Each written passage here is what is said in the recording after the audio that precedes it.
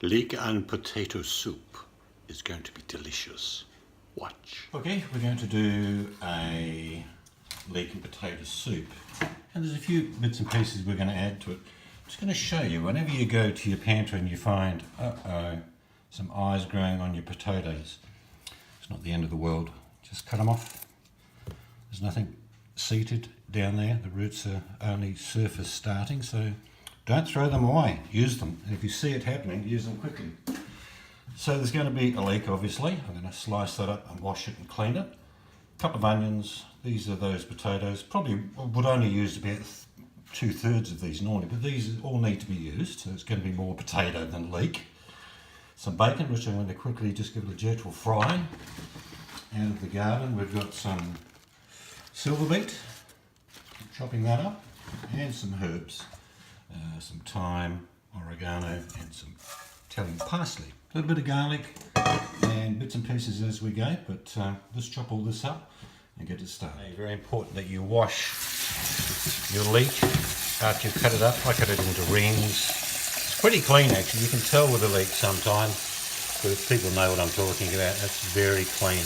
But give it a good thorough cleanse by just running your fingers through there and getting rid of as much or all of the dirt you can.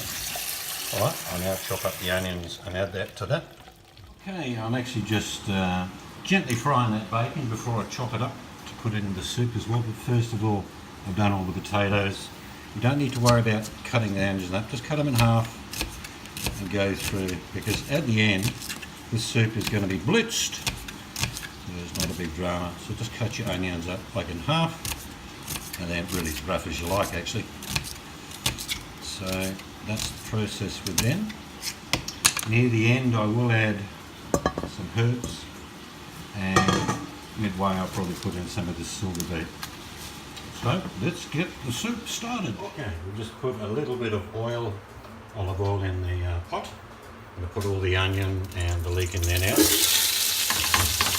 I'd say all that leek's been cleaned, because you don't want sand all the way through there. Give that a couple of seconds. I'm going to put in some of the bacon. Okay, here's my cotton. Very high. Come on, I know you're there somewhere. There we go. I found them. So I'm just going to put some of this bacon, well, all this bacon that I cooked up, and I cut it up a little bit. And that's, of course, got a bit of bacon grease in there. So that will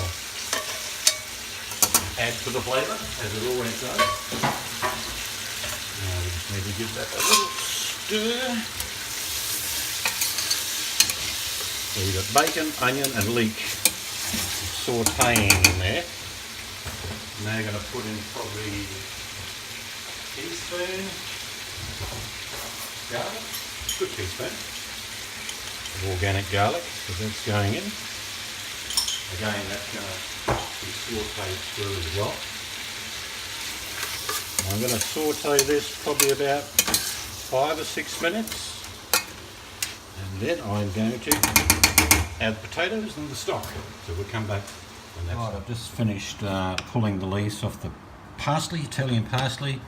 A little bit of oregano and some thyme. That's going to go in. When you do take your leaves off your parsley, make sure you don't leave the stems in there. They will cook down, but they're a bit bitter compared to the leaves. So there's the herbs that's going in there as well. Okay, now you're going to add the potatoes. I'm going to add the herbs at the same as well. They can go in.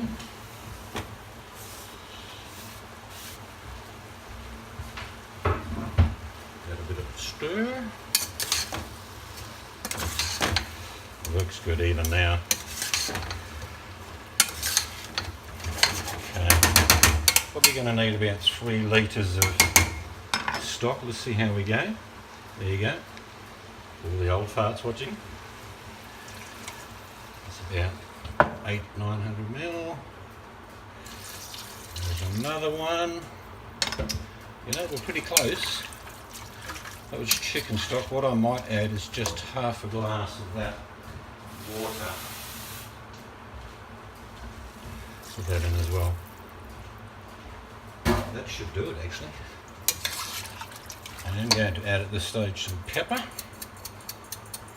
I'm not going to add salt because bacon, of course, is cured, so there'll be salt in there already. Salt it at the end to taste if you think it needs salt, but be liberal with the pepper, as you can see I am.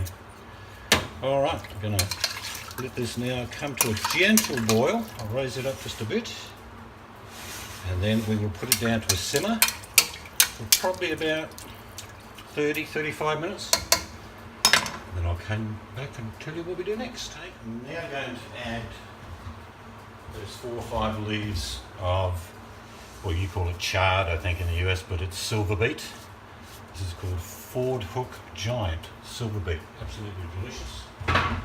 That's just adding another combination to the soup. So this is rapidly coming to a gentle boil. You see the heat starting to build up. I will, like I say, put it down to a gentle simmer after it comes to a boil and leave it for about 30-35 minutes. So I'll show you when it boils and I'll show you after I've finished cooking it. Right, it's just coming to a gentle boil. You can probably see it's just doing that. Give it a quick stir. Put everything down. And now turn down the pan to a gentle simmer, which is quite low. And all you do then, put the lid on. And I'll probably come back in about 10-15 minutes, see how that's going, give it a stir, and then I'll come back and show you the end product after that. See you soon. Alright, it's been about 10 minutes and it's simmering away. No, it's actually boiling. I can't take the stove any lower, can I? Just a touch. It's getting there, looking good. And give that another, say, 15 to 20 minutes, just simmering away. And then we're going to have some delicious soup. I'm going to blitz it. As you can see, it's just simmering away beautifully. So we'll come back in about 15 minutes and finish making the soup. Okay, showing you what it looks like before I blitz it. It's chunky potatoes, bits of bacon, and the herbs and all that. Let's give it a bit of a blitz. Very noisy now.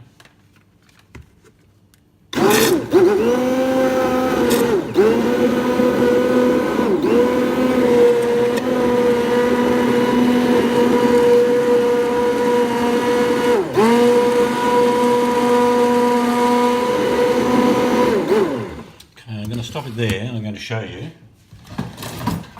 that I could take this further, but I like little bits of chunks in my soup. So you'll have little bits of potato and such. So that's going to do me.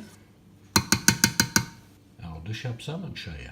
All right, let's get a bowl full of this going. Like I say, you can see little bits of chunks of potato, which I like. Like I say, you could take this down to very fine puree, but I do like that little bit of texture.